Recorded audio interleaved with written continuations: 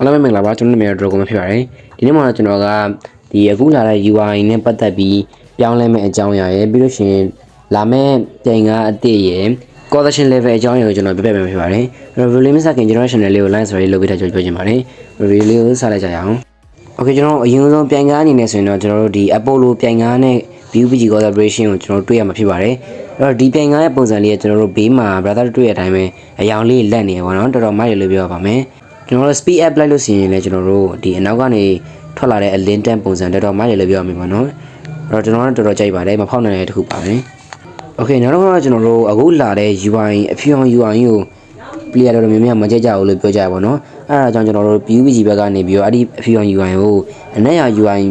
ပုံစံအဖြစ်ပြန်ပြောင်းဖို့လုပ်နေပါတော့အဲ့တော့အနက်ရောင် UI အဖြစ်ပြန်ပြောင်းမယ့်နေရကျွန်တော်တို့မသိရသေးပါဘူးအဲ့တော့ကျွန်တော်ပြောခဲ့တဲ့ပြိုင်ကတော့ဒီအခုလ20ရက်နေ့မှာထွက်မှာပါနော် Okay နောက်တော့ကျွန်တော်တို့ဒီ collection level နဲ့ပတ်သက်ပြီးတော့ပါအဲဒီ collection level မှာအခု level 1ပါနေပါပြီအဲ့တော့ level 1မှာပါတဲ့ skin တွေတော်တော်မိုက်တယ်ပေါ့နော်ဒီမှာကျွန်တော်ပြပါမယ်အခုဆိုရင် mythical နှစ်ခုနဲ့အခုနောက်က background shot နဲ့ message ပို့တဲ့ဟာလေးပါဒါပေမဲ့ကျွန်တော်ပြောချင်တာတော့ဒါတထေးရတော့ပါပဲ